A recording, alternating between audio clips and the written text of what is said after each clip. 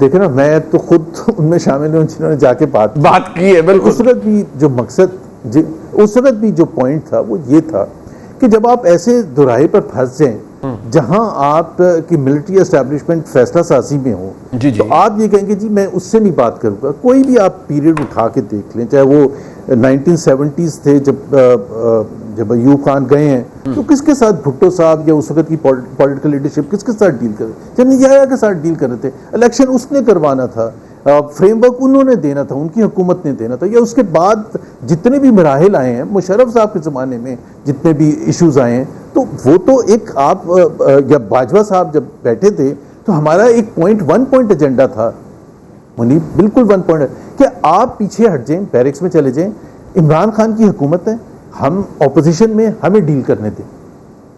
اور اب بھی آپ کی درخواست یہی ہے, ہائی کورٹ ہے, سپریم کورٹ, بالکل سیم ہے, بالکل سیم ہے. کیونکہ اس وقت بھی میں سمجھتا تھا, اور اب تو میں زیادہ سمجھتا ہوں کہ ایک دن سیڑھی ہٹے گی نا تو شہباز شریف کی حکومت وہی ایگزیکٹلی.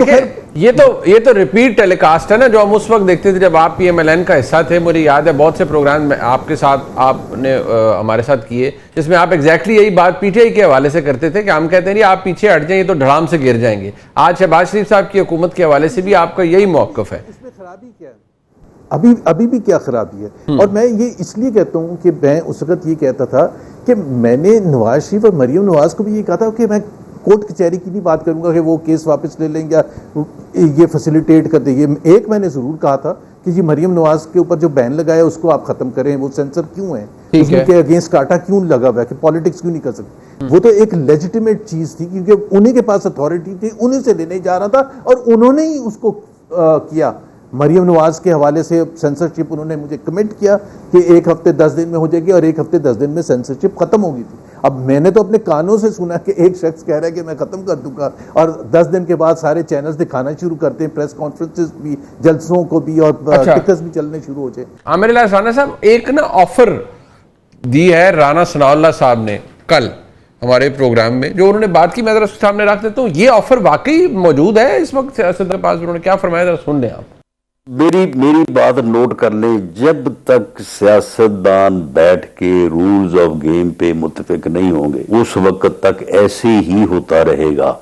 اور ایک بات میں آپ کو کہہ دوں, ہم بھی لوگوں سے ملتے ہیں اور ہماری بھی اسیسمنٹ ہوتی ہے کہ موجودہ army chief field marshal Syed Asim Munir کے ہوتے ہوئے اگر یہ موقع بھی سیاستدانوں نے ضائع کیا تو شاید کل کو پھر کوئی ایسا آ جائے کہ جو پھر ان کو موقع ہی نہ دے. اچھا, آج اگر سیاستدان بیٹھ کے ان ایشوز کو ریزالو کرنا چاہیں اس طرف سے فیسیلیٹیشن ہوگی, کوئی رکاوٹ نہیں ہوگی. رانا صاحب یہ آفر موجود ہے سیاستدانوں کے پاس بشمول پاکستان تحریک انصاف کاف کے دوستوں کے؟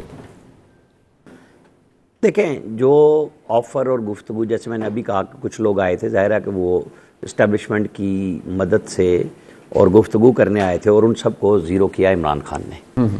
لیکن اس میں پہلی دفعہ سہولت کاری کی ختم کرنے میں بیگم بشرا نے جب وہ ڈی چوک آ گئی, اور دوسری دفعہ کی جو اس دفعہ نومبر کے لیے تیاری کر رہے ہیں. میں بتاتا ہوں وہ کون لوگ ہیں جنہوں نے امریکہ میں بیٹھ کے کہا کہ آپ کے جو جنوری میں مذاکرات ہو رہے تھے اگر آپ نے کیا تو 20 جنوری کو جب ٹرمپ اوتھ لے گا تو آپ کو فائدہ نہیں ہوگا. عمران خان ان کی باتوں میں آئے اور سارا کچھ زیرو کر دیا. اچھا, ٹرمپ صاحب تو دوسری طرف چلے گئے, ابھی تک ہے نہیں ان کی طرف. ابھی وہی لوگ جن کے اس میں ڈالر اور پیسے گرتے ہیں, باہر بیٹھے ہوئے ہیں یورپ میں, امریکہ میں, وہ لوگ نومبر کی تاریخ چلا رہے ہیں. اور وہ کیا گفتگو کرتے ہیں, وہ یہ کرتے ہیں کہ جی ایک سانس میں کہتے ہیں کہ جناب یہ تو ایکسٹینشن مانگ رہے ہیں, اور ایکسٹینشن جو ہے وہ تو دینی پڑے گی, اور گورنمنٹ تیار ہو گئی ہے, نواز شریف تیار ہو گئے ہیں کہ ہم آپ کو 2 سال دے دیتے ہیں, یہ 5 سال مانگ رہے ہیں. اچھا, یہ نومبر کی کہانی بھی وہیں لا رہے ہیں جہاں یہ نومبر 2022 میں بھی جب عمران خان صاحب اس ٹانگ میں ان کے چوٹ لگی ہوئی تھی, گولی لگی ہوئی تھی, پلستر میں تھے, وہ تب بھی تشریف لائے تھے. لیکن لوگوں کو دیکھ کے وہ بڑے مایوس ہوئے تھے کہ یہ کیا ہوا ہے, کیا اکٹھے کیے ہیں.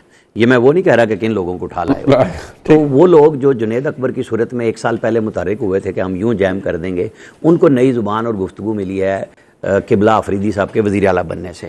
تو یہ شوق میرا خیال ہے پورا ضرور ہوگا, اس کو پورا کرنا چاہیے. پھر کیا ہوگا, یہ جو زبیر صاحب جو گفتگو کرنے جاتے تھے اور جس کے جواب میں جنرل افتخار بابر نے کہا تھا کہ یہ مجھ سے قانونی مدد مانگنے آئے تھے اور ہم نے کہا ہے کہ یہ عدالتوں میں جائیں. اچھا اس وقت فوج کے سربراہ اور فوج کو نہ گالیاں دی جا رہی تھیں, صرف نام لے کے کہا گیا ہوا تھا کہ آپ ایسا نہ کریں, یہ آپ نے پہلے بھی کیا نہ 9 میں ہی ہوا تو جانور بنایا جا رہا ہے, کبھی کچھ کیا جا رہا ہے. مطلب میں آپ کو آ رہا ہوں نا, سب کچھ کرتے ہوئے 9 مئی کر کے اور پھر چڑھائی کر کے پھر شکست کھا کے پھر دوبارہ چڑھائی نومبر 26 والی کر کے پھر سانس لے کے 6 مہینے بعد سوچا کہ وزیر اعلیٰ بدل لوں, وہ بھی اب بدل لیا, سارا کچھ ہو گیا, اب ایک نئی تیاری ہے. خیال یہ پھر امریکہ والے اور یورپ والے ان یوٹیوبرز اور جن کا پارٹی سے تعلق نہیں ہے, اپنے پیسے اور دھندے سے ضرور ہے, ان کے کہنے پہ پوری پی ٹی آئی کو پھر داؤ پہ لگوایا جا رہا ہے, سیاستدانوں کو لگوایا جا رہا ہے.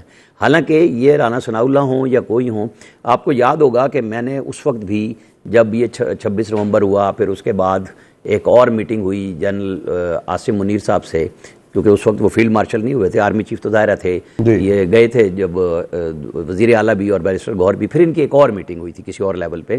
تو 4 نام عمران خان کو انہوں نے, بیرسٹر گوہر نے کس کی موجودگی میں دیے تھے, علی ظفر اور راجہ سلمان کی موجودگی میں دیے کہ جی آپ رانا ثناءاللہ, ایاز صادق, سعد رفیق اور محسن نقوی, ان میں سے کسی کو چن لیں اور اسٹیبلشمنٹ کا بندہ بیچ میں بیٹھ جائے گا, اپنے نام دے دیں اور یہ مذاکرات شروع ہو سکتے ہیں. انہوں نے اس دن پہلی دفعہ پبلکلی اعلان کرایا تھا کہ کوئی بات چیت نہیں ہوگی, بائیکاٹ ہوگا. اس کے بعد اب یہ 2-3 مہینے بعد کہا کہ بات ہوگی تو صرف میرے سے ہوگی.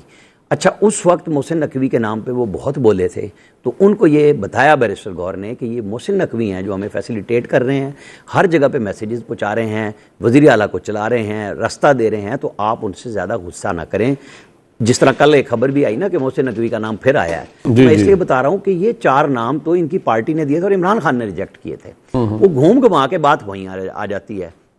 تو یہ بہتر ہے فیصلہ سیاسی طور پہ کر لیں, چاہے ان کے ذریعے سیاستدانوں کے ذریعے بات کر لیں, پھر گھٹنے ٹکوا سکتے ہیں اسٹیبلشمنٹ کے, تو پھر تو جو مرضی بات کر سکتے ہیں. اگر ان میں اب وہ بات ہے تڑ والی, اگر ہے سیاسی تڑ تو لگا لیں, پتے دکھا لیں دوبارہ نئے سرے سے. تحریک تحفظ آئین پاکستان کھڑی ہوگی یا پی ٹی آئی کھڑی ہوگی, سب کو پتہ چل جائے گا. ہاں لیکن یہ تحریک تو زبیر صاحب کی کسی لڑائی کے لیے کھڑی نہیں ہوئی. بٹ لاسٹ ورڈ زبیر صاحب, یہ اس وقت یہ گنجائش تھی, آپ جاتے تھے اور آپ گئے بھی, جو ایک واقعہ ہے, بینگ این انٹرلاکیوٹر آپ گئے.